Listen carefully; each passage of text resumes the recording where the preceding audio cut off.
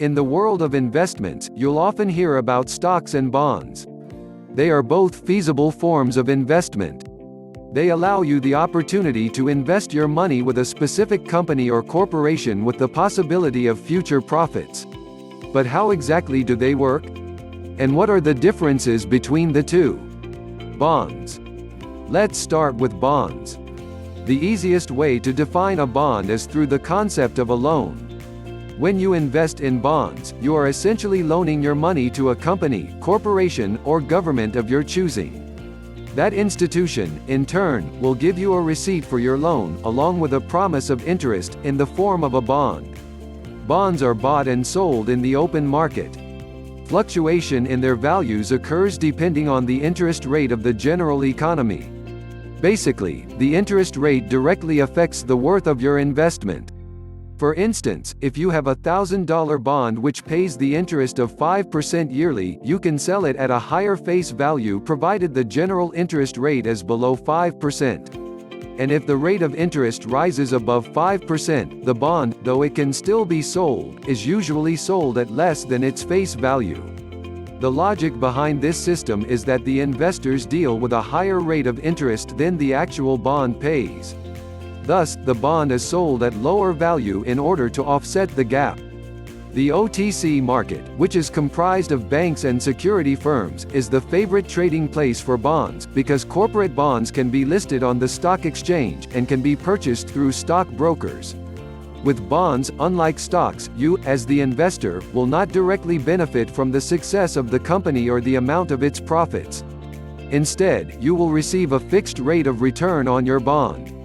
Basically, this means that whether the company is wildly successful or has an abysmal year of business, it will not affect your investment. Your bond return rate will be the same. Your return rate is the percentage of the original offer of the bond. This percentage is called the coupon rate. It is also important to remember that bonds have maturity dates.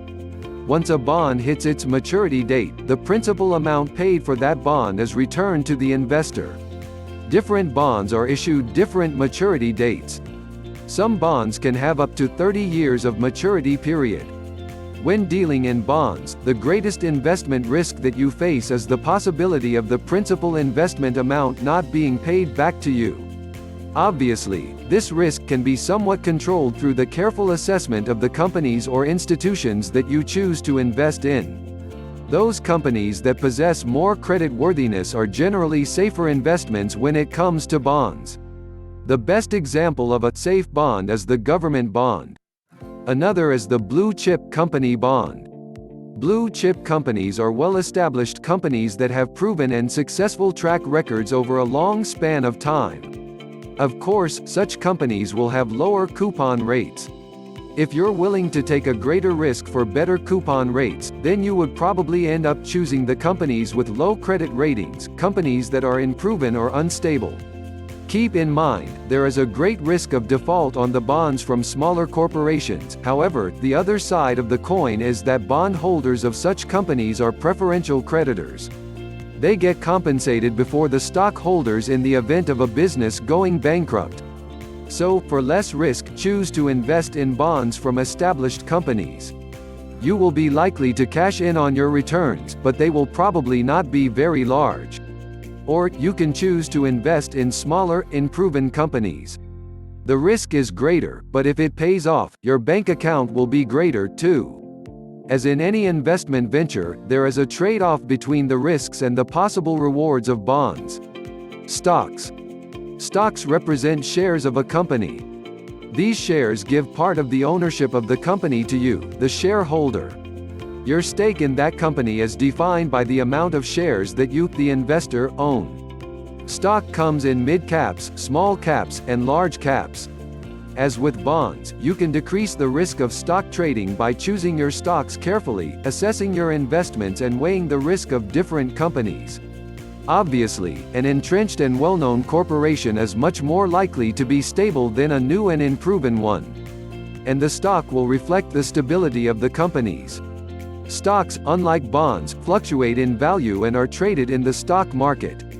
Their worth is based directly on the performance of the company. If the company is doing well, growing, and attaining profits, then so does the value of the stock. If the company is weakening or failing, the stock of that company decreases in value. There are various ways in which stocks are traded. In addition to being traded as shares of a company, stock can also be traded in the form of options, which is a type of futures trading. Stock can also be sold and bought in the stock market on a daily basis. The value of a certain stock can increase and decrease according to the rise and fall in the stock market. Because of this, investing in stocks is much riskier than investing in bonds. Both stocks and bonds can become profitable investments. But it is important to remember that both options also carry a certain amount of risk. Being aware of that risk and taking steps to minimize it and control it, not the other way around, will help you to make the right choices when it comes to your financial decisions. The key to wise investing is always good research, a solid strategy, and guidance you can trust. Copied with permission from http://plrplr.com/45001/stocks-vs-bonds-differences-and-risks/